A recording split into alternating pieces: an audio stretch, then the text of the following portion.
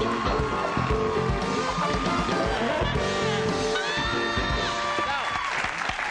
everybody. We're back. My next guest tonight has starred in such critically acclaimed television series as Murder One and Easy Streets. His latest show, Falcone, just premiered last night. Please welcome Jason Gedrick.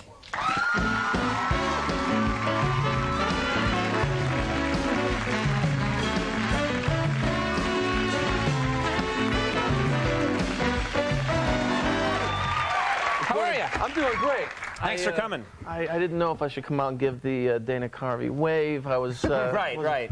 But He hello. didn't try it either. Yeah, nice to have you here. It's great to be here. I want to ask you something. I'm not an actor. I pretty much just did this. I was a writer, and then I did this. And whenever people talk about an actor, they always describe him, or, you know what I mean? They're saying, well, he's kind of like, and then they name two other acters that, that you sort of look like or remind them of. Did you get that a lot when you were starting out? Yeah, unfortunately, I've gotten, well, I don't know, I just, like, completely insulted a bunch of people.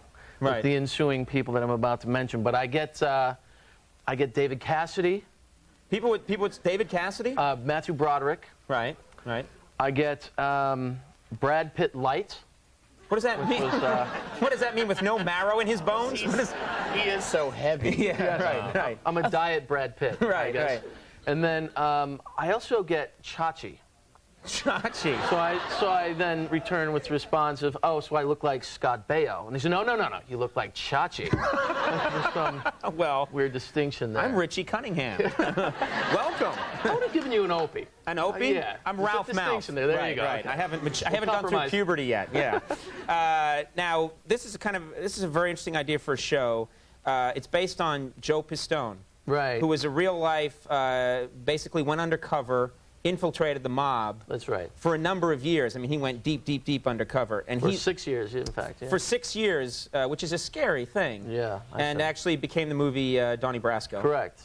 Yeah. And you're playing pretty much his life story. Is that right? Yeah. We've adjusted the storyline a little bit to characterize some of the other stories. And within 6 years, there are a lot of stories to be told. Right.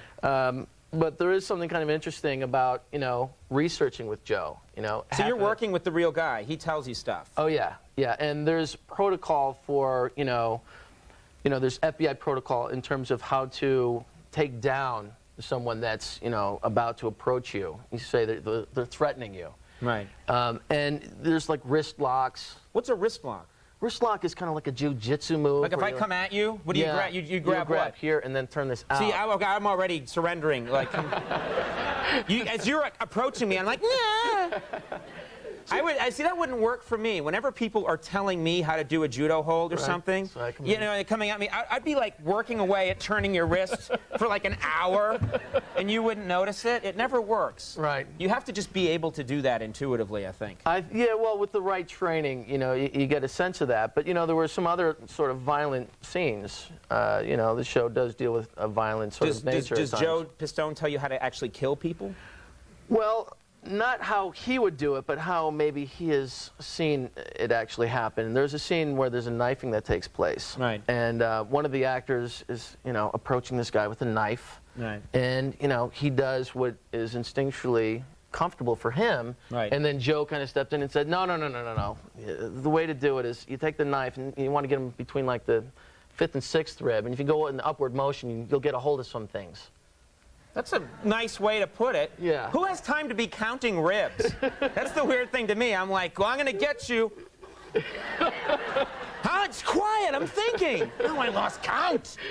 Ah, there it is. Stay right there. Yeah, well, he just had a very simple way and stoic way of describing this to us. It was almost as if he was, saying, okay, by the way, did you catch the Sunday Doonesbury comic strip? And then you say, and then stab this way. Right. This is just was part of his life at one point. Second nature. Yeah. Now, you initially wanted to be an athlete, not an actor. Is that right? When you were younger? Yeah, I saw the movie Brian's Song. I don't know if anyone's seen that movie with Jimmy Caan and Billy D. Williams. Yeah, famous movie. It was a great movie, and I wanted to be a football player. So, when I was growing up, I would try and devise all these different types of exercise that might make me a better running back and, make Gale Sayers and Brian Piccolo proud. Right. So we would have various items in the backyard. One would be like we had this huge tackling dummy that was sitting out in the rain, so it was like waterlogged, and then we had a cooler, and I'd fill that with water and kind of balance it out, and I would try and run around like my backyard in hopes that it would develop. What would you do to these things? What would you do? You'd run around these things, or what would you do? Yeah, I would like try and like run around trees or like lay out like a lawn chair or something like that. And you know, it left like permanent scars on my shins. I don't think it really helped me, but. So the neighbors must have just thought that you were addled because you're just running around in the rain. What happened to the poor kids' rubber helmets? I might have been crossing their mind at the time. Yeah. Well, Falcone is on CBS. It's almost every night for the next week. Is that right? That's correct. Yeah. So what do they do? What nights? It's just pretty much every night. Every night, 10 o'clock Eastern time to 11 o'clock. Yeah. All right. And last night was our first 2 hours. So. Oh, great. Well, congratulations Thank on you. everything. Thanks a lot for coming by, and good pleasure. luck with the show. Appreciate it. Really. Jason Gedrick, everybody. We'll take a break. We'll be right back. Stick around.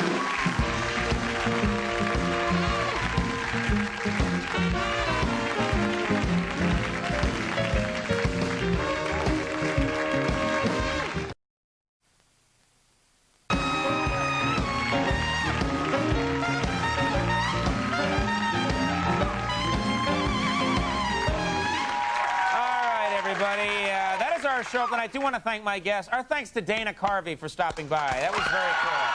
Nice to see him. Our thanks to Jason Gedrick for being here. We would like also to apologize to Patton Oswalt. We've run out of time, but we will have him back on tomorrow night, so watch for him. He's a very funny guy. And, of course, Monsieur Andy Richter, Jimmy Vivino, and the Max Weinberg 7. Good night, everybody. Stay tuned for later, and we'll see you tomorrow. Bye-bye.